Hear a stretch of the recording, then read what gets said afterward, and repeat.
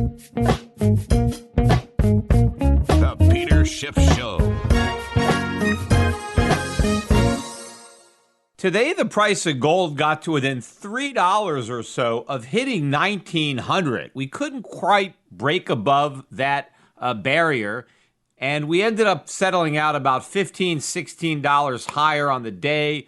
Price of gold's about $18.86, but that's still a new 9-year high. And in fact, there's only been about 3 or 4 days in history where the price of gold has actually been above 1,900. And I think we're about to have another such day, probably as early as tomorrow. We'll see. The price of silver, which briefly got above $23 today, ended up down about 48 cents, settling about $22.56, but still much higher than it was my last podcast a couple of days ago when I spoke about the breakout in silver. In fact, yesterday, I think the price of silver was up 9% in one day. So that was about a 15%, 16% two-day rally in the price of silver, maybe a little bit more if you include the morning's rally, which silver wasn't able to hold on to. But that is a big move in a very short period of time. Of course, CNBC, I was just watching before I started recording this podcast, they were pointing out the big move in silver to basically warn their viewers not to buy, right? They're saying, oh, this is like a speculative blow off top.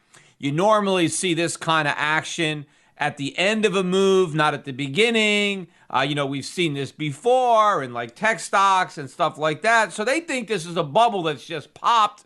And they're telling their viewers, hey, stay away, be cautious. You don't want to chase silver because, it's over, which is really laughable because, first of all, they never really told anyone to buy silver, although now they're telling them not to buy it.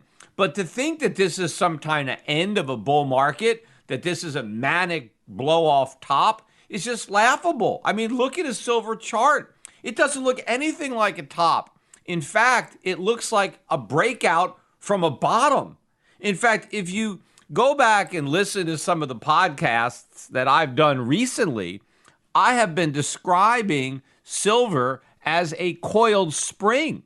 I've been saying that any day you are going to see an explosive breakout in the price of silver, that spring is going to uncoil, that there was only so much buying pressure that the sellers were going to be able to constrain.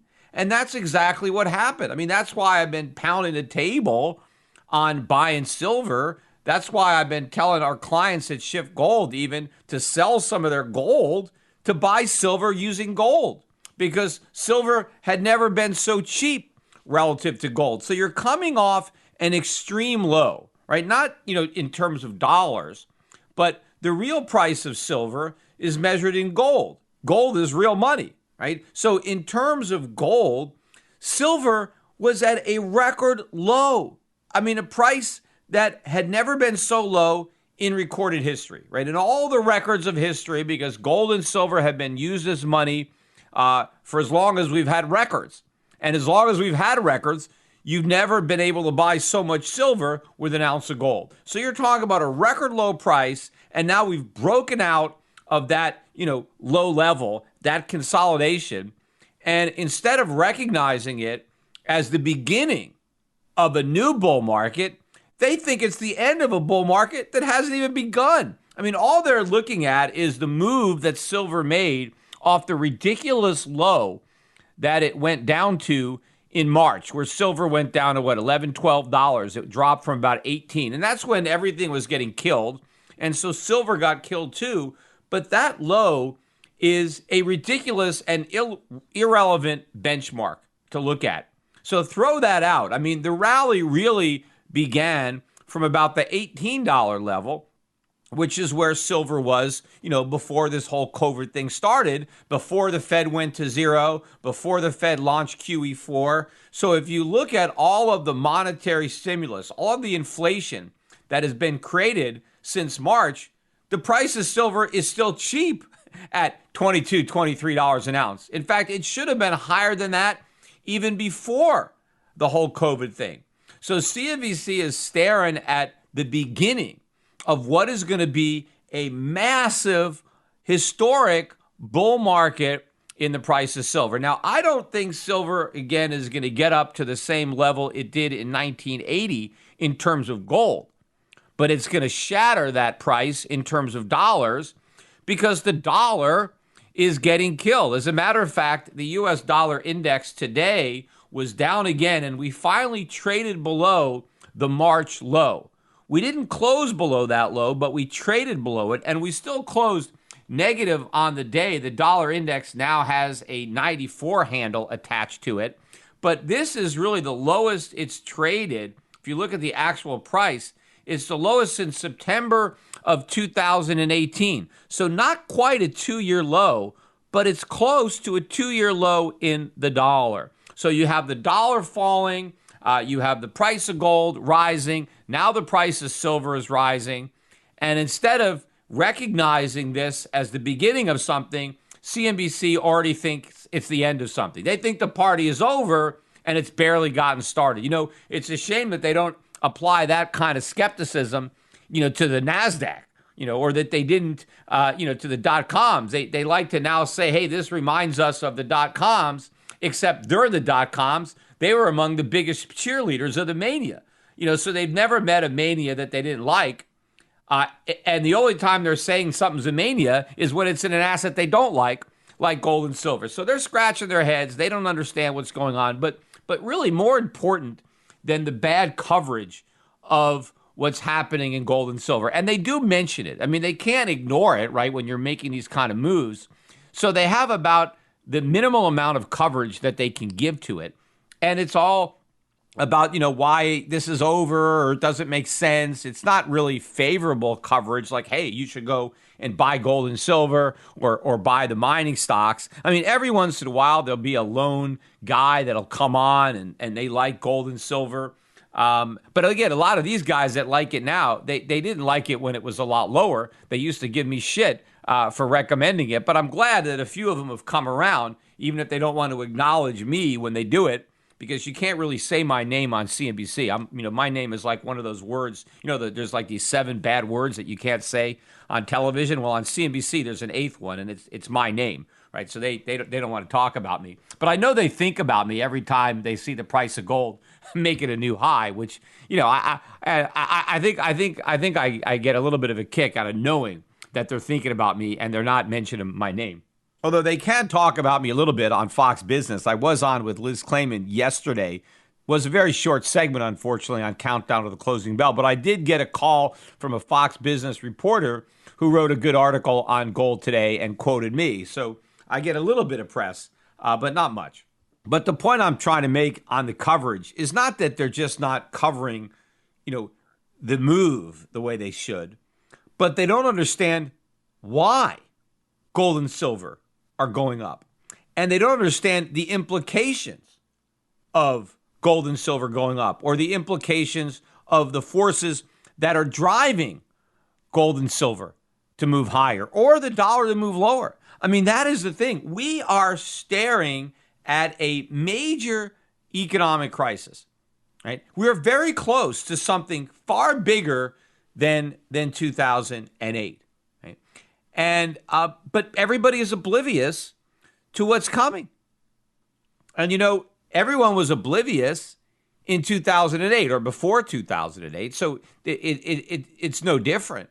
But the reason that they're oblivious now and the reason they were oblivious then is they still don't get it. They still don't understand the problem, right? They still don't get the nature of the bubble. So they don't understand the pin or what it implies, or what happens when a bubble that they don't even recognize deflates. And I'm not just talking about a stock market bubble. The bubble is the entirety of the U.S. economy. And what is happening right now, to me, is a warning sign that this dollar crisis is coming, right? That the dollar is going to start to fall dramatically. Once we really get below some key technical levels and we're inching our way down there, the dollar is going to collapse and gold is going to go through the roof, right? They're going in opposite directions because the dollar is losing value and that is manifesting itself in a rising gold price, right? The gold price had been hitting new highs in other currencies for months.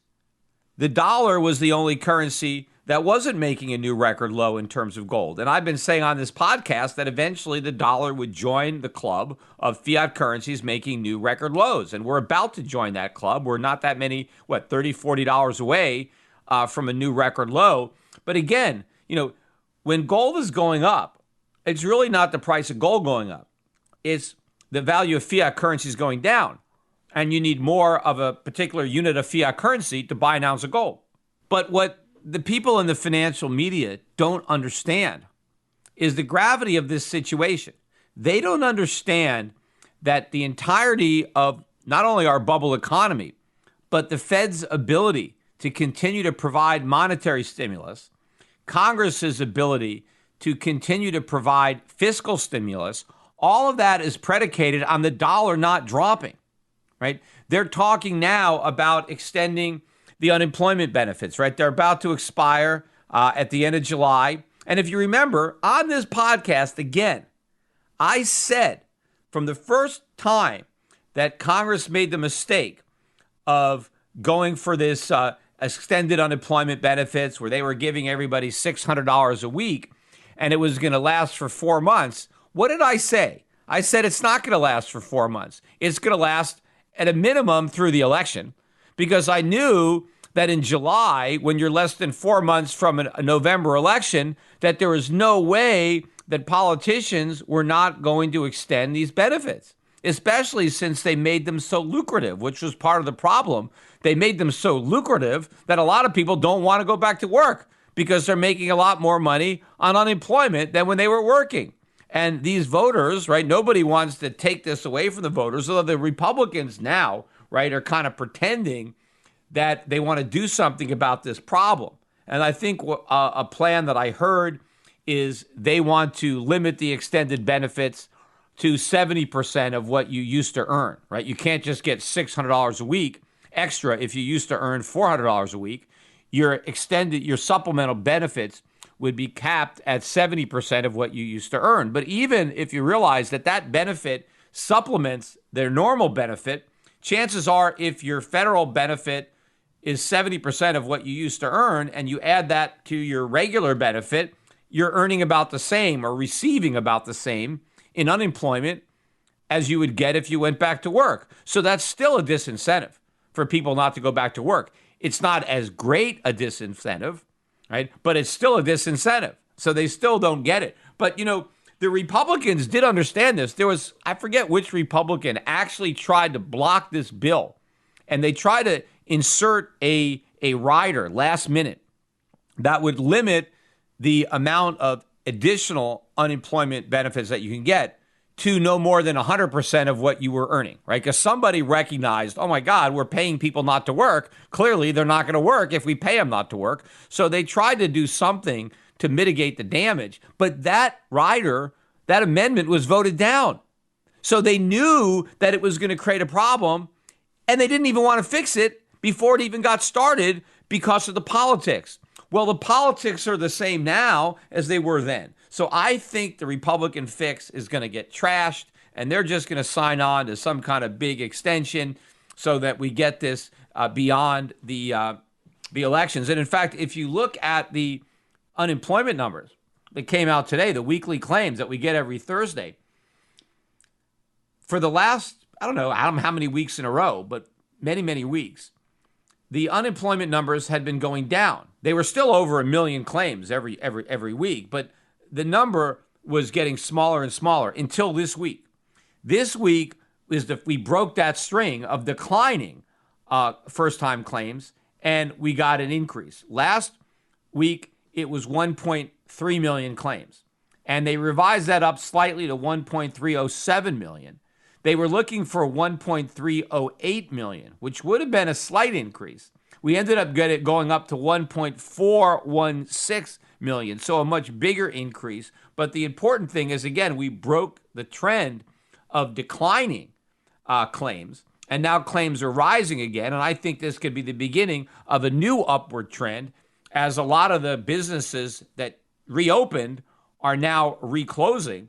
And so even that, right, if we now have more unemployed people, that's more political pressure to extend these benefits. But The point I'm making here is what makes all this possible is the dollar, right? Donald Trump is giving up his push for a payroll tax cut, right? He's all upset that we couldn't cut the payroll taxes. But Donald Trump didn't, even think about, well, where would we get the money to pay the Social Security benefits if we cut the payroll tax? Well, we'll just get it from the Fed, right? Whatever we need, we get from the Fed. Well, the only way the Fed can do that, the only way the Fed can make sure that government checks don't bounce, the only way the Fed can continue to suppress interest rates is if the dollars that they're printing and that they're using to buy bonds and to fund government spending, right? If the dollar still has value, if foreigners are willing to accept the US dollar and hold on to it as we keep printing them. Well, the fact that gold is soaring and the dollar is falling should be indicative that we have a problem here. Because as our foreign creditors wake up to the reality that the dollar is going to keep declining, are they going to want to hold on to their dollar-denominated debt instruments? America has sold a lot of bonds to foreign savers, foreign investors, not just the U.S. government, but corporate America. Right? A lot of corporate debt is held by Europeans, is held by Asians, and the coupons are not that high. They're pretty low. Well, if the dollar is losing 5, 10, 15, 20% of its value, if that's what you're expecting over the next year or two, why would you want to hold on to a U.S. dollar bond bearing a 3, 4, 5% coupon, or a U.S. Treasury with a coupon even smaller than that, right? Not even 2%. You wouldn't. So everyone around the world is going to start selling U.S. dollar denominated bonds. Well, who's going to buy them? Americans don't have the money to buy them. The Federal Reserve is going to have to buy them. They're going to have to print even more money to buy all the bonds that nobody wants, which means the dollar is going to be even lower. They're going to have to create even more money than they're creating now. They're going to have to do an even bigger QE program to monetize all of that international selling, because if they didn't do that, then interest rates would surge. So they have to go and try to manipulate it. But that becomes a spiral. And as the dollar starts to plunge, then not only is there upward pressure on interest rates, but upward pressure on consumer prices. And then the Fed is, between a rock and a hard place of its own creation, right? Then the Fed has to choose. What do? We got to pick our poison. How do we want to die? Do we want to die by hyperinflation, or do we want to deflate this asset bubble, right? Do we want to prick it? Do we want to, save the dollar and just start dumping all the bonds we've been buying and force the U.S. government to slash spending? Tell Congress, hey, guys, not only can you not finance a new round of stimulus, you got to take back the stimulus you've already provided. You got to start cutting government spending. You got to start increasing taxes. This is the dilemma that the Fed is about to face, that the entire country is about to face. Right?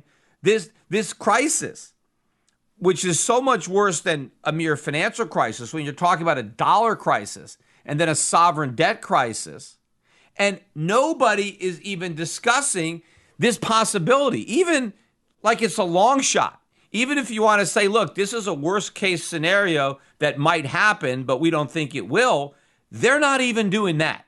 They're not even discussing the possibility that we could have a problem here. So they're watching the price of gold go up. They're watching the dollar go down. And as far as they're concerned, there's nothing to worry about, right? It's like you got all these coal miners again, and the canary drops dead, and they couldn't care less. They're not concerned. Now, maybe the investors don't realize that they're in a coal mine or a bubble, whatever it is, but they're not recognizing the warning sign of gold going up and the dollar going down. This is telling you something. Okay? Investors, people around the world are buying gold for a reason. It's not because they're confident in the U.S. dollar and the U.S. economy. It's because they're losing confidence in both. That's why they're buying gold. That's why they're buying silver. Right? That's what's going on.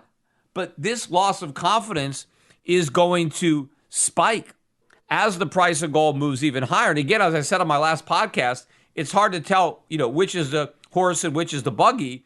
Is it the dollar going down that's making gold go up, or is it gold going up that's making the dollar go down? And of course, gold going up means the dollar is going down. But the question is, which is leading and which is following? I'm not even sure it matters, but clearly the warning signs are there for anybody who knows to look for them. And I think, again, that is the problem, is that the mainstream doesn't even realize this. People don't realize how vulnerable the U.S. economy is. They don't realize to the extent to which we depend on the overvalued dollar. We depend on foreign creditors to continue to accept dollars and hold them in low interest-bearing debt instruments and continue to supply us with low-cost goods that they produce. That's all going to end. And it reminds me a lot of the situation leading up to 2008. When the subprime crisis first started, and it really started in 2017, and you had a couple of key subprime lenders went bankrupt. And it really was a warning sign that there was a problem now finally emerging in subprime. And I remember when this happened, I was like, this is it, because I had been waiting for subprime to crack, because I knew that that was the foundation of the housing bubble, and that with subprime rent, it would take the entire housing market with it, because the subprime buyers, these were the marginal buyers. It was the subprime guy that was buying his first house that was letting the guy that owned that house sell it to the subprime buyer and trade up to a bigger house. And I knew you had this whole pyramid where the foundation was subprime.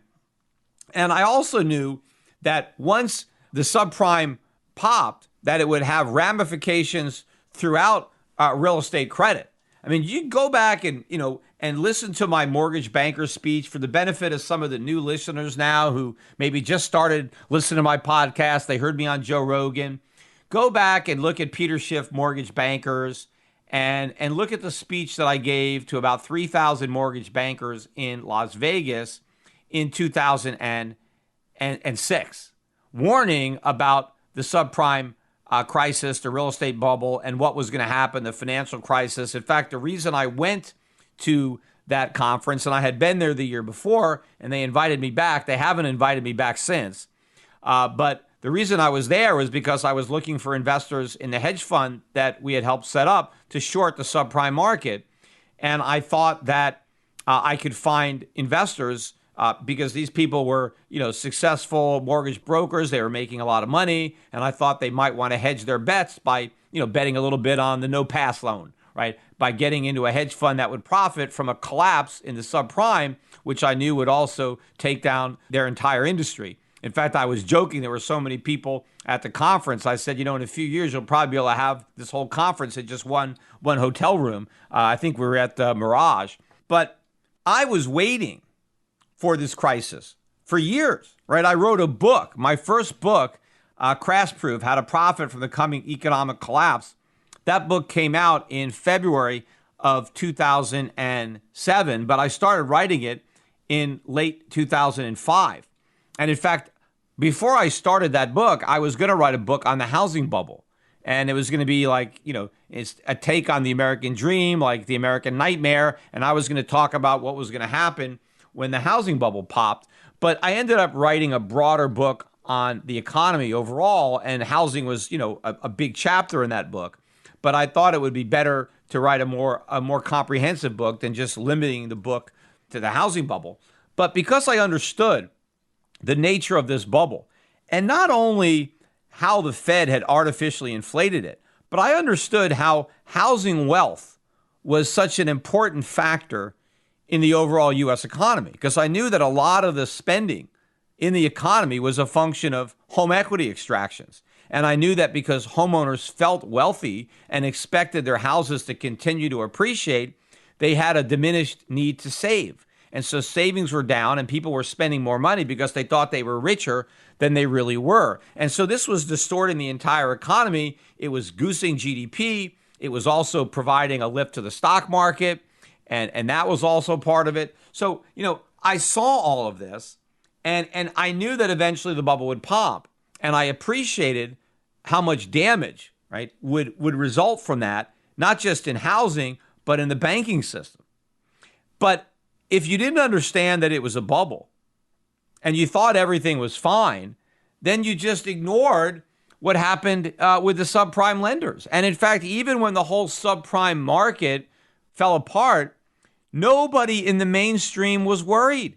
If you remember, Ben Bernanke famously said that there's nothing to worry about because the problems in subprime were contained to subprime. And that's what everybody believed. In fact, I remember this show I did on Kudlow and Company. Don Luskin was one of the guests, and I was on there. And again, I used to be on Kudlow's show a lot. I used to be on the financial television pretty much every week up until the '08 financial crisis. If I wasn't on CNBC, I was on Bloomberg, I was on Fox News, I was on CNN. I was doing all the shows regularly, right? They booked me all the time. And, they booked me and then they made fun of me because I was saying all kinds of things that nobody else thought could happen. It wasn't until all my predictions came true that they stopped having me on, right? Maybe they didn't want to give me any more credibility at that point. But I was on with Luskin, and he was giving me shit because the subprime, he said, all the skeletons have come out of the closet and nothing is happening. The economy is in great shape. The market is in great shape. We don't have to worry about anything. Remember, this is before the '08 crisis. This is in 2007. And he's saying, Peter, when are you going to stop coming on TV and telling people that a crisis is coming? Here, this is proof, right? So you've been warning about subprime and nobody cares because, the bubble has popped in subprime and housing is in great shape. The economy is in great shape. So you were wrong. Right. And then, of course, everything fell apart months later. But the problem with guys like Luskin and everybody else, I don't need to single out Luskin. He was, part of a big crowd, is that they didn't understand the bubble. They didn't understand the Fed's role in creating it. They didn't understand how it was propping up the economy. They thought the economy was real, that the growth was real. They trusted the Fed. They thought these guys knew what they were doing. So since they didn't know they were in a bubble, they didn't see the pin. And so it's the same mentality now. Wall Street, the mainstream, learned absolutely nothing from the experience they had in 2008. And so they're repeating it all over again. In fact, I was looking at a speech that I gave earlier in the year, in January, in Vancouver, at the Resource Conference. And you can see this talk up on my YouTube channel. By the way, I now have more than 350,000 subscribers to my YouTube channel, so that's a new milestone. But if you see that talk, I am saying what's going to happen in the next recession, right? If deficits are this big now when times are supposedly good, what's going to happen when we're running $3 to $4 trillion a year deficits? What's going to happen when the Fed has to monetize that? Well, here we are. It's happening. I didn't know that it would be COVID that would be the catalyst, but I knew it was coming. I knew the next recession would be horrific, regardless of what started it. I knew the deficits were going to skyrocket, given how big they already were when the economy was supposedly good. I can imagine how much worse they were going to be when the economy turned down. So I have been waiting, just like the housing bubble, just like subprime. I had been waiting for years, warning for years about a problem in the making that hardly anybody understood. And so when I saw the first indication that after all these years of warning that I was right? Because now the stuff that I was warning about started to happen. I saw that domino fall, and I knew about all the dominoes that were about to topple because I knew how they were connected. That's how I feel now. That's what I've been saying. That's what I'm seeing. The guys that are recovering the price of gold going up, that are seeing the dollar going down, that are seeing the budget deficit skyrocket, that are seeing all the money printing, to them, there's no problem. They don't get it because they thought the economy was good. They think everything is fine. They think the U.S. is in good shape. This is all noise as far as they're concerned. It's a sideshow, right? The main event is, hey, what's happening with Netflix or Tesla, or, let's look at the Dow or the NASDAQ. And, we'll see. I mean, the market had a pretty weak day today. The Dow was down a little over 350 points, about 1.3% more damage in the NASDAQ, down 244, down about 2.25%. In fact, it's down after hours now. Intel came out and they missed, and the stock is down about 8% or so. But the market was, we're near record highs. So the mainstream doesn't get it, just like they didn't get it.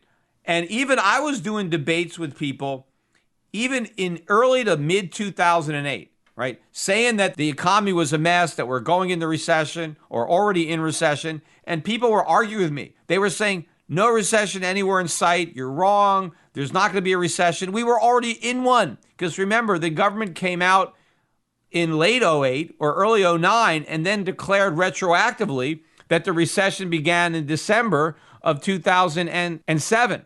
Yet you had prominent economists, including Federal Reserve economists, in mid-2008 saying that there was no recession anywhere in sight when we were already in recession. They couldn't even see the recession that we were already in. How do you expect these guys to see a recession in the future if they don't even know we're in one as we're experiencing it? So that is the situation we have today. That's why they're dismissing the silver rally.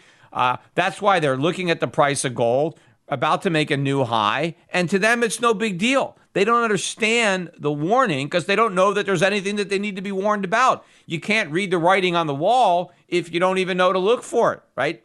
So just like 2008, they're missing the point because gold going up and the dollar going down is a signal that we are getting very, very close to the breaking point, very close to the Fed having to make that very, very bad decision, a decision that it's never made. It's been able to avoid because it's been able to kick the can down the road every time it's been in that position. And the reason it's been working, the reason we've had all this road is because foreigners held on to dollars. They enabled the bigger deficits, the trade deficits, the budget deficits. But I think we're reaching the end of the line. I think we're reaching the end of the limit of the world to do this, especially since the world is also dealing with its own COVID problem, right? So they can't deal with their problem and then underwrite our effort to deal with even bigger problem. I mean, what we're doing is more reckless than any other country. And that's because we think that we can get away with it.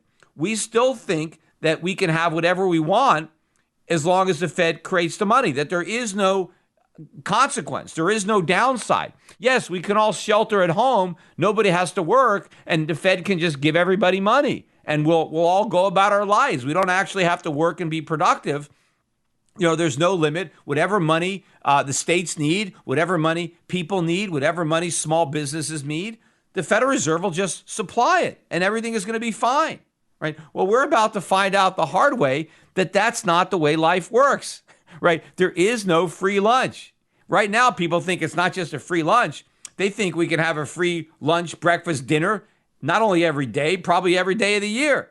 And it's not this gigantic free buffet. Foreigners are about to present us with a bill that we can't afford to pay. So again, to me, what I'm seeing now is very reminiscent of what I saw back then.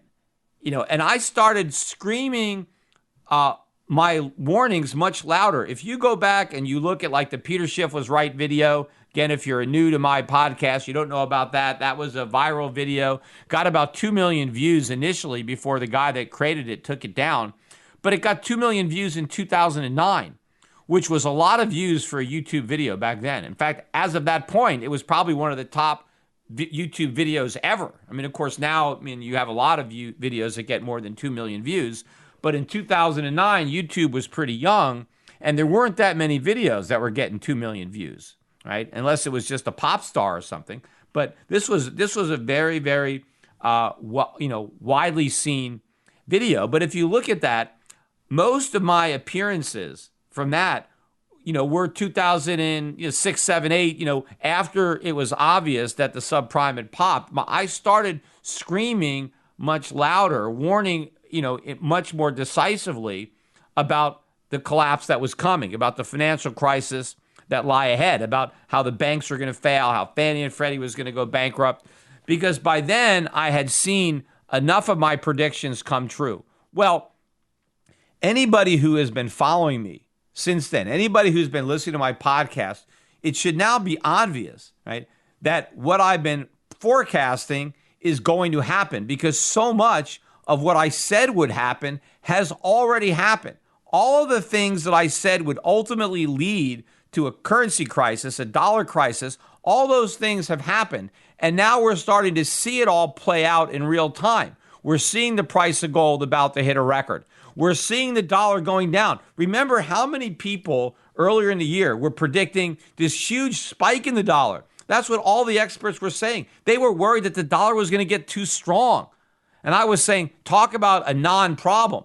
The last thing we're going to have to worry about is the dollar being too strong. I mean, that would be a blessing. But no, we're going to get cursed with a much weaker dollar. So all the experts were completely wrong on where they thought the dollar was going to go.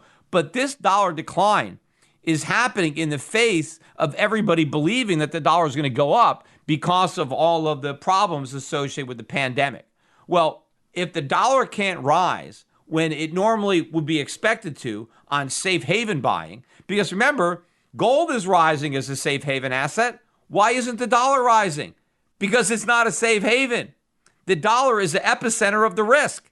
You buy gold as a safe haven from the dollar. And that's what people aren't recognizing. And they're buying silver too, as a monetary metal, as a safe haven from the dollar. It's not risk on, it's risk off. These guys just don't understand what risk people are taking off. They're taking off inflation risk. They're taking off purchasing power risk, and they're buying gold and silver. So the mainstream doesn't get it. They don't understand what's happening. And so to them, it's business as usual. This is exactly the way it was leading up to the financial crisis. And then, of course, when the crisis blindsided everybody, what did they say? Well, nobody could have possibly seen this coming. This was a 100-year flood. I mean, this caught everybody by surprise. Nobody got this right. And then, of course, they charged the government with trying to fix the problem that they didn't even understand that government created. The Federal Reserve ended up with a lot more power after 2008, even though the Federal Reserve is the reason we had 2008. Instead of dismantling the institution, we empowered it to do even more damage, which is precisely what they did. And now here we are, over a decade later, and we're on the eve of a far greater crisis, much worse than '08, by an order of magnitude worse. And complete complacency. Nobody worried, nobody concerned, everybody talking about how great the economy is, or how great this recovery is, and the bull market, and everybody wanting the government to do more and provide more stimulus, and nobody worried about the negative consequences of that stimulus, how close we are to the edge and falling off this edge. And even though they're getting all these warning signs in the gold market and now the silver market and soon the dollar market, they're ignoring it. Well, the key is how much longer, right? I mean, at some point, the dollar's decline is going to become a collapse. At some point, gold rally is going to kick into a much higher gear, and you're going to start to see some pressure. And they'll be scratching their heads, but eventually people are going to have to recognize that this is a problem, especially if we start to see the stock market falling, right? And this is ultimately going to probably be a wake-up call, and we'll see. Maybe some people will still sleep. But the next decline in the stock market, the next big decline, I don't think it's going to look anything like the decline we had in March or the decline we had, in 2008. I think the stock market's going to go down and the gold market's going to go up, and gold stocks are going to go up. In fact, people still don't get this, right? Because gold stocks were down today. In fact, if you look at the GDXJ, it was down over 3%. That's a bigger drop than the NASDAQ, even though gold finished up $15. Why would you sell off gold stocks? Gold's up $15 because traders are still treating gold stocks just like they're another stock. And they saw the market going down, and so they sold gold stocks. But the fundamentals for gold stocks are completely different. It's night and day. And in fact, gold stocks are still cheap. It's the NASDAQ that's overpriced. What does that have to do with these gold stocks? The fundamentals for the gold stocks are getting better and better as the price of gold is going up. In fact, the price of gold has already gone up so much that even if it goes down, gold stocks should be going up because gold stocks don't even reflect the current price of gold. So it doesn't matter if the price of gold goes down a little. Gold stocks are still too cheap. But people don't get this. They're still worried. But when we see a complete decoupling of not only gold, but gold stocks from the overall market, and in particular the bond market. Now, the bond market, of course, is a hard nut to crack because that's where the government, the Federal Reserve, is doing the most manipulation, right? The Federal Reserve keeps printing dollars to buy bonds. That's the problem. And so it's the dollar that's going to crash, not the bond market, right? You can't be looking for the bond market vigilantes because the Fed killed them. You got to look for the dollar vigilantes. Those are the ones that are going to end this party. But when you see stocks going down and gold going up, gold stocks going up, and the dollar going down, and that dollar crash spilling over into U.S. financial assets and causing the Fed to have to increase the size of its QE program, again, to buy up more corporate bonds or muni bonds or treasuries or whatever the rest of the world is trying to get rid of. Because, during the 2008 financial crisis, one of the reasons that a lot of foreigners lost was because they owned a lot of our mortgages. And so when our mortgages went bad and we're defaulting, a lot of our foreign creditors ended up holding worthless mortgage debt. Well, this is going to be an even bigger problem because they own a lot more treasury debt. But the difference is there's a bid for that thanks to the Fed. They can sell their treasury bonds. And in fact, a lot of the treasury bonds that foreigners own are bills. They're T-bills with very short maturities. And so there, you don't even have to sell. You don't even have to find a buyer. You just let the instrument mature, and the U.S. government has to give you your money, your dollars. Well, where is the U.S. government going to get the dollars? Not from the taxpayers. The taxpayers don't have it. So if you have a bunch of treasuries that are maturing, and instead of rolling them over, our creditors say, no thank you to that, just let me have the dollars, the Fed has to print those up, and it has to buy more bonds, and its balance sheet explodes. And what do you think foreigners are going to do with their dollars when their bonds mature and they don't roll them over and they get dollars? They're not going to hold them, because if they wanted to hold dollars, they would have rolled over their treasuries. No, the reason they're not rolling over their treasuries is because they don't want the dollars. So then the minute they get the dollars, they dump them.